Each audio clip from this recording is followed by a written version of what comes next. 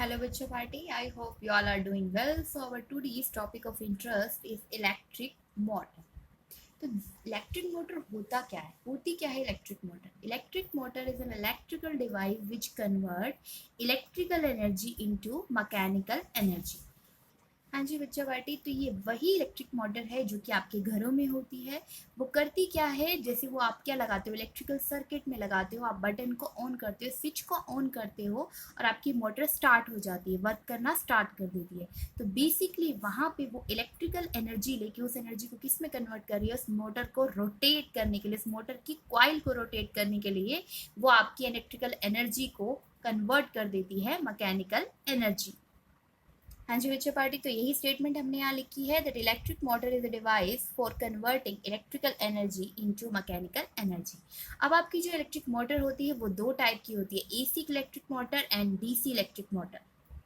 हाँ जी बच्चे पार्टी, तो जो अल्टरनेटिंग करंट को यूज करती है मोटर उसे बोला जाता है AC motor, and direct current को यूज करने वाली मोटर को बोला जाता है डीसी मोटर। और आज हम डिस्कस करने वाले हैं डीसी मोटर के बारे में।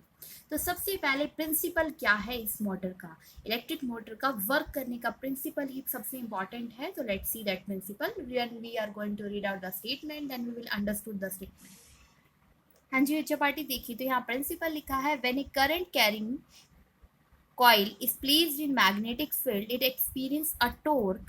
As a result of this torque, the coil begins to rotate except it is placed parallel and anti-parallel to magnetic field. That means जब भी कोई करंट कैरिंग कॉइल को आप मैग्नेटिक फील्ड के अंदर रखोगे तो वो क्या करेगी, उस पर टॉर्क लगेगा और टॉर्क लगने की वजह से वो क्या करने लगेगी, रोटेट होने लगेगी।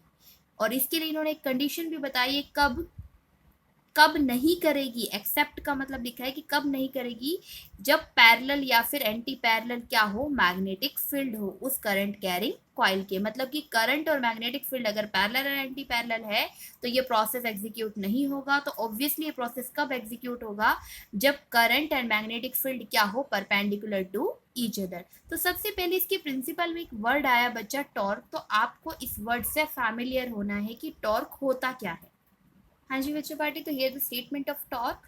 Torque is a type of force but this force is acting in rotational motion. That means torque एक टाइप का फोर्स ही होता है, लेकिन ये क्या कैसा फोर्स होता है, जो बॉडी को रोटेशनल मोशन में फॉर्म कर देता है। दैट मीन्स उस बॉडी को रोटेशन मोशन के लिए कंपेल कर देता है। ठीक है, देखो जब भी किसी ऑब्जेक्ट पे नॉर्मल फोर्स लगता है, जब भी किसी बॉडी पे ऐसा फोर्स लगे और वो बॉडी क्या करे, लीनियर मोशन करे, जैसे कि ये मैं पेन ले लूँ और इस पे मैंने फोर्स लगाया तो ये लीनियरली मूव की वाई एक्सिस की तरफ, मैंने यहाँ से फोर्स लगाया, ये पेन कैसे मूव हुआ, एक्स एक्सिस की तरफ लीनियरली मूव किया।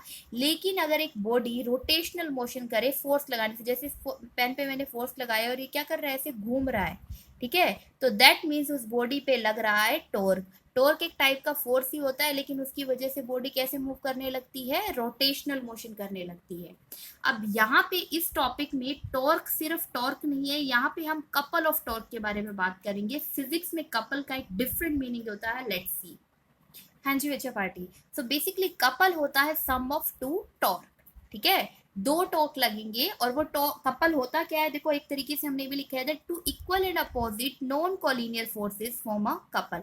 अब इस चीज को हम समझते हैं, देखिए जैसे कि मैंने एक यहाँ पे रेक्टेंगुलर क्या ले लिया है, लूप ले लिया, क्योंकि मुझे ऐसा ही लेके चलना है। रेक्टेंगुलर लूप में देखिए इस ऑब्जेक्ट के ऊपर, इस कॉइल के ऊपर मैं क्या करने वाली हूँ, फोर्स लगाने वाली हूँ और ये कॉइल क्या होने वाली है, ऐसे रोटेट होने वाली है। देखो अगर आप इस कॉइल को ऐसे रोटेट करने वाले हो, ऐसे रोटेट करते हो आप इस कॉइल को, तो आप एक चीज को देखो, ये वाला पार्ट इसका कहाँ जा रहा है रोटेशन की ड्यूरेशन में, नीचे की तरफ। मतलब जो आर्म ए बी है, इस पे फोर्स टॉर्क लग रहा है, वो उसको क्या कर रहा है, नीचे की तरफ रोटेट कर रहा है। और जबकि जो आर्म सी डी है, ये कहाँ जा रहा है, ऊपर की तरफ लग रहा है। मतलब कि यहाँ पे दो डिफरेंट टाइप ऑफ टॉर्क लग रहे हैं, एक आर्म ए बी पे और एक आर्म सी डी पे। क्लियर है, ए बी की वजह से ये कहाँ जा रहा है, लूप नीचे की तरफ, और सी डी की वजह से सी डी वाला पोर्शन कहाँ आ रहा है, ऊपर की तरफ आ रहा है। और यहाँ पे देखो लिखा है टू इक्वल एंड अपोजिट, बराबर फोर्सेस लग रहे हैं, ये नीचे जा लेके जा रहा है, ये ऊपर लेके आ रहा है। और कैसे होने चाहिए, नॉन कॉलिनियर। नॉन कॉलिनियर का मतलब कि वो एक लाइन पे नहीं होने चाहिए, उनके बीच में कोई ना कोई डिस्टेंस होना चाहिए। जैसे इसके बीच के डिस्टेंस को आपको खुद को कंसीडर करना है। मान लीजिए कि कंप्लीट इन दोनों के बीच का यहाँ पे एक टॉर्क लगेगा T1, यहाँ पे एक और टॉर्क लगेगा T2, और इन दोनों के बीच के डिस्टेंस को आप a मान लीजिए। हाफ डिस्टेंस कितना हो जाएगा, a/2। यहाँ वाला डिस्टेंस भी कितना हो जाएगा बच्चा पार्टी, a/2। तो बेसिकली आप देख रहे हैं कि इन दोनों के बीच में कोई ना कोई डिस्टेंस है। अगर मान लो कि इनके बीच में कोई डिस्टेंस ना होता, मतलब कि ये नॉन कॉलिनियर की जगह कॉलिनियर होते, जैसे कि ये पेन लगा लो, इस पेन को अगर ऊपर की डायरेक्शन में भी 10 न्यूटन फोर्स लगे, नीचे की डायरेक्शन में भी 10 न्यूटन फोर्स लगे, तो क्या ये पेन मूव करेगा, नहीं करेगा, क्योंकि ये क्या हो गए, इक्वल एंड अपोजिट। यहाँ पे भी इन दोनों का क्या है, मैग्नीट्यूड सेम है टॉर्क का, T1 का भी और T2 का। जितने से ये नीचे जा रहा है उतने से ही ऊपर आ रहा है, लेकिन ये दोनों डिफरेंट पॉइंट्स पे लग रहे हैं। और वो दोनों पॉइंट्स कैसे हैं, नॉन कोलिनियर, मतलब कि वो दोनों एक लाइन पे नहीं है, यहीं पे नहीं है, उनके बीच में कोई ना कोई सेपरेशन है। हाँ जी बच्चों पार्टी, तो यहाँ हमारे पास क्या है, डायग्राम है। किसका डायग्राम है, इलेक्ट्रिक मोटर का। देखिए, तो हमने प्रिंसिपल में पढ़ा था कि जब भी कोई current carrying coil magnetic field के अंदर रखी जाए, और कैसे रखी जाए, परपेंडिकुलरली, तो उस पर टॉर्क लगता है, और टॉर्क की वजह से उसके अंदर क्या आता है, रोटेशन आता है। तो इसी के लिए हमने क्या किया, मैग्नेटिक फील्ड को बनाने के लिए हमने दो मैग्नेट्स रखे हैं, north pole of magnet and south pole of magnet. हमें पता है कि मैग्नेटिक फील्ड लाइंस कहाँ से आती हैं, नॉर्थ से साउथ की तरफ। तो ये लाइंस कैसे आ रही हैं, नॉर्थ से साउथ की तरफ। आपको दिख रहा है, ये ब्लैक से मैंने शो किया है। लाइंस कैसे आ रही है, नॉर्थ से साउथ की तरफ, नॉर्थ पोल से निकलते हुए साउथ पोल की तरफ। इसके अंदर हमने क्या रख दिया है, इसके अंदर हमने रख दिया है current carrying loop, current carrying armature रख दी हमने ABCD। जैसे कि मैंने आपको ये दिखाया, ये है हमारी ABCD। करंट कैरिंग कैसे, आपने इस पे क्या किया है, देखो इसके दोनों ही एंड्स को आपने बैटरी के साथ कनेक्ट कर दिया है। तो करंट कैसे फ्लो करेगा बेटा, बैटरी के पॉजिटिव टर्मिनल से बैटरी के नेगेटिव टर्मिनल की तरफ। तो करंट जाएगा ऐसे, यहाँ पे जाएगा करंट ऐसे। करंट के डायरेक्शन के लिए हम इसको I से डिनोट कर रहे हैं। यहाँ अगेन करंट जा रहा है हमारा, कैसे जा रहा है, I। यहाँ पे फिर से करंट गया हमारा I, and here this current comes out and represented by the I। Current गया पॉजिटिव टर्मिनल से नेगेटिव टर्मिनल की तरफ। अब हमने स्टेटमेंट में पढ़ा था कि जब भी आपका करंट मैग्नेटिक फील्ड के परपेंडिकुलर होगा, तब उस पर टॉर्क लगेगा, ठीक है, और टॉर्क की वजह से वो क्या करेगा, रोटेट करेगा। तो देखिए यहाँ पे अगर आप देखते हैं, मैग्नेटिक फील्ड लाइंस कैसे हैं, ऐसे नॉर्थ से साउथ की तरफ, और यहाँ पे आपका करंट कैसे जा रहा है, ऊपर की तरफ। तो दोनों कैसे हैं, परपेंडिकुलर है। दैट मीन्स आर्म AB पे क्या लगने वाला है, आर्म AB पे लगेगा टॉर्क, ठीक है, जिसकी वजह से वो क्या करेगी, रोटेट करेगी। तो मतलब कि अब देखिए, यहाँ पे क्या होगी, मूवमेंट होगी, मतलब कि इस आर्म AB के ऊपर कोई ना कोई फोर्स लगेगा, ठीक है। और देखिए BC पे लगेगा या नहीं लगेगा, नहीं लगेगा, क्योंकि यहाँ पे अगर आप देख रहे हैं, करंट की डायरेक्शन भी ये है और मैग्नेटिक फील्ड की डायरेक्शन भी ये है, दैट मीन्स पैरेलल है। अब हम देखते हैं C से D की तरफ। C से D की तरफ आपकी करंट की डायरेक्शन कहाँ है, नीचे की तरफ, और मैग्नेटिक फील्ड लाइंस की डायरेक्शन है ऐसे। तो यहाँ पे भी क्या है, परपेंडिकुलर टू ईच अदर। इन दोनों के बीच में एंगल कितना होगा, 90 डिग्री। दैट मीन्स आपका सिर्फ करंट लगने वाला है, फोर्स लगने वाला है AB पे एंड CD पे। अब उसकी डायरेक्शन को कैसे बताएं कि हम फोर्स कहाँ लग रहा है, इनवर्ड, अपवर्ड, डाउनवर्ड, ठीक है। तो इसके लिए हम यूज करते हैं फ्लेमिंग का लेफ्ट हैंड रूल। हाँ जी बच्चों पार्टी, तो देखिए हम अपने लेफ्ट हैंड का ही यूज कर रहे हैं। फ्लेमिंग ने लेफ्ट हैंड यूज किया था, जिसमें फोर्स रिप्रेजेंट करता है थंब को, आपकी जो फोर फिंगर है वो रिप्रेजेंट करेगी मैग्नेटिक फील्ड को, and this your middle finger represent direction of current. तो हमें ऐसे ही रखना है। देखो करंट कहाँ है आपका, ऊपर की तरफ, और मैग्नेटिक फील्ड लाइंस कहाँ है आपकी, देखिए मैग्नेटिक फील्ड लाइंस कहाँ है आपकी, नॉर्थ से साउथ की तरफ, करंट है ऊपर की तरफ। तो मैंने यहाँ पे भी उल्टा करके भी देखो इनके लिख दिया है, थंब की अपोजिट में फोर्स, यहाँ पे मैग्नेटिक फील्ड, यहाँ पे करंट। आप देख रहे हो करंट कहाँ है इसका, इस तरफ, मैग्नेटिक फील्ड कहाँ है, इस तरफ, क्योंकि कहाँ जा रही है, नॉर्थ से साउथ की तरफ, तो हमने रख दिया। अब आपको अगर दिखाई दे रहा है, तो मेरा थंब कहाँ जा रहा है बच्चा, नीचे की तरफ जा रहा है। दैट मीन्स इस AB वाली आर्म पे फोर्स कहाँ लगेगा, नीचे की तरफ, नीचे की तरफ लगेगा। दैट मीन्स ये कैसे जाएगा, ऐसे, ये AB कहाँ जाएगा, नीचे की तरफ जाएगा। तो इस टाइप के फोर्स को हम कैसे रिप्रेजेंट करते हैं बच्चे, इस तरीके से कि ये कहाँ जा रहा है, नीचे की तरफ। क्लियर है। अब देखिए आर्म CD के लिए, आर्म CD के लिए भी सेम, अगर आप ऐसे ही देखेंगे, करंट है आपका नीचे की तरफ, तो फिंगर से आपको इस तरीके से बनाना है। देखिए ये आपकी फिंगर पे क्या लिखा था, करंट, यहाँ पे मैग्नेटिक फील्ड, यहाँ पे फोर्स। तो यहाँ पे आपका करंट है, ठीक है, इस तरफ आपकी क्या है, ये मैग्नेटिक फील्ड। थंब आपको दिखाई दे रहा है बेटा, कहाँ जा रहा है, ऊपर की तरफ, तो इस थंब पे क्या लिखा है, फोर्स। दैट मीन्स ये किसकी डायरेक्शन होगी, फोर्स की। इसमें फोर्स की डायरेक्शन क्या होगी बेटा, ऊपर की तरफ। दैट मीन्स इसे हम यहाँ पे रिप्रेजेंट करेंगे समथिंग लाइक दिस, ठीक है। तो जो AB वाला पोर्शन है वो कहाँ जाएगा, नीचे की तरफ, ठीक है। और CD वाला पोर्शन आपका कहाँ आएगा, ऐसे ऊपर की तरफ। तो ये मूवमेंट कैसे आपकी, ऐसे है, AB वाला नीचे की तरफ जा रहा है और CD वाला आपका कहाँ आ रहा है, ऊपर की तरफ आ रहा है। ठीक है, तो इसकी वजह से दैट मीन्स जब हमने करंट कैरिंग कॉइल को मैग्नेटिक फील्ड के अंदर रखा तो वो क्या हो रही है, रोटेट हो रही है। हाँ जी बच्चा पार्टी, तो अब क्वेश्चन आता है कि ये जो ऊपर की तरफ या नीचे की तरफ फोर्स लग रहा है, इस फोर्स की वैल्यू कितनी होगी। तो ये कॉन्सेप्ट हम पहले ही पढ़ चुके हैं। I will give you the statement again, read out that statement and learn that value. हाँ जी बच्चे पार्टी, तो as we know the amount of force acting on a conductor of length L and carrying current I when placed in magnetic field perpendicular to magnetic field. That means जब भी कोई conductor जिसकी length L हो, current I हो और उसे आप magnetic field के परपेंडिकुलर रख दो तो उसमें फोर्स की वैल्यू रखती है BIL, जिसको मैंने आपको बिल से याद रखने को बोला था लास्ट वीडियो में। तो B हमारा मैग्नेटिक फील्ड था, I करंट था एंड L आपका था लेंथ ऑफ कंडक्टर। तो ये फोर्स अब यहाँ पे एग्जीक्यूट होगा।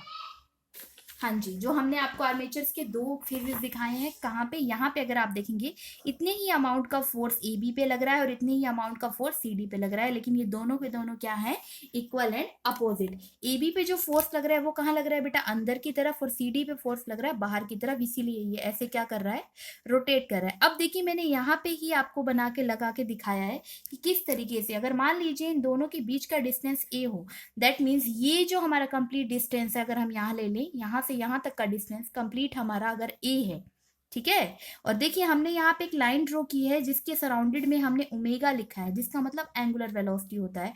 अब कोई भी चीज है वो मूव करती है तो कैसे मूव करती है, वो अपनी अबाउट एक्सिस पे मूव करती है। जब भी कोई सर्कुलर मोशन होता है तो अबाउट एक्सिस होता है। जैसे यहाँ पे अगर हम रिप्रेजेंट करना चाहें तो यहाँ पे मिड पॉइंट पे जो होगा, मिड पॉइंट पे होगा, दैट मीन्स तो वो आपका क्या होगा, एक्सिस ऑफ रोटेशन। तो ये जो लाइन है इसी के अराउंड ये क्या करेगा, ऐसे मूव करेगा। ठीक है, तो इसी को हम बोलते भी क्या है, इसको हम बोलते हैं बच्चा एक्सिस ऑफ रोटेशन।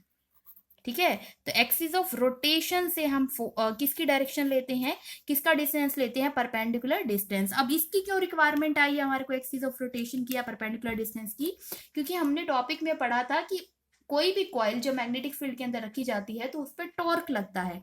तो अभी हमने तो आपको क्या दिखाया, फोर्स की वैल्यू दिखाई, बट अगर आप जानना चाहते हैं कि टॉर्क कितना है तो लेट्स सी फर्दर। टॉर्क के लिए क्या होता है बेटा, फोर्स इंटू परपेंडिकुलर डिस्टेंस। तो इसी डायग्राम को मैंने ऐसे दिखाया कि इस वाले डायग्राम में जो आपको दिखाया गया है, इस वाले पोर्शन पे फोर्स लग रहा है इस तरीके से यहाँ पे, तो जिसको हमने ऐसे रिप्रेजेंट किया है। इस पॉइंट पे फोर्स लग रहा है यहाँ पे, तो जिसको हमने इस तरीके से डिफरेंस किया है, और इनके बीच का डिस्टेंस कितना है बच्चा, ए, तो ये हमने ए ले लिया। तो ये हाफ डिस्टेंस क्या हो जाएगा, A/2 एंड A/2। टॉर्क होता है basically force into perpendicular distance. और अभी आपको बताया था इस टॉपिक में हम यूज करने वाले हैं couple of force. Couple of force का मतलब two equal and opposite forces and which both are collinear, मतलब कि इक्वल और अपोजिट तो होंगे, और वो कैसे होंगे, एक ही लाइन पे नहीं होंगे, उनके बीच में कोई ना कोई सेपरेशन होगा। तो हमारे पास दो टाइप के टॉर्क हो जाएंगे, एक इस पॉइंट पे, एक इस पॉइंट पे, τ1 प्लस में τ2। तो टॉर्क का फॉर्मूला होता है फोर्स इंटू परपेंडिकुलर डिस्टेंस। अगर हम इस पॉइंट पे लेते हैं, मान लीजिए कि ये कोई पॉइंट है P, तो P पॉइंट पे, और मान लीजिए कोई पॉइंट है Q, तो P पॉइंट पे लगने वाला टॉर्क किसके इक्वल है, फोर्स इंटू परपेंडिकुलर डिस्टेंस के। तो फोर्स हमारा है F1, परपेंडिकुलर डिस्टेंस को परपेंडिकुलर डिस्टेंस लिखेंगे। नेक्स्ट Q पॉइंट पे लगने वाला क्या है, F2, परपेंडिकुलर डिस्टेंस हो जाएगा हमारा परपेंडिकुलर डिस्टेंस। अब देखिए कितना है परपेंडिकुलर डिस्टेंस, फोर्स की वैल्यू हमने यहाँ से ऑब्टेन कर ली थी कि फोर्स की वैल्यू होगी BI इंटू एल। तो हम यहाँ पे लिख रहे हैं BI इंटू एल, और परपेंडिकुलर डिस्टेंस है आपका सेंटर से, मान लीजिए कितना डिस्टेंस है ये, A/2, तो हमने यहाँ पे रख दिया A/2। ये भी सेम है, फोर्स और परपेंडिकुलर डिस्टेंस की वैल्यू है A/2। तो आप इसको जब क्लियरिफाई कर लेते हैं, साथ में रख लेंगे, तो आपके पास वैल्यू आ जाएगी ट्वाइस BIL A/2। 2 से 2 कैंसिल हो जाएगा बच्चा पार्टी, आपके पास आ जाएगा BIL इंटू ए। तो यहाँ पे आपके पास आ गया L इंटू ए। एल क्या है आपकी यहाँ पे, लेंथ। लेंथ का मतलब क्या है, जो आपने आर्मेचर कॉइल लिया है ABCD, इसकी लेंथ। तो यहाँ पे अगर आप कंसीडर करना चाहते हैं तो वो लेंथ है आपकी, ये जो A से B का है, यहाँ पे ये आपकी कितनी है, L है, और ये डिस्टेंस ब्रेथ आपका क्या है, A है।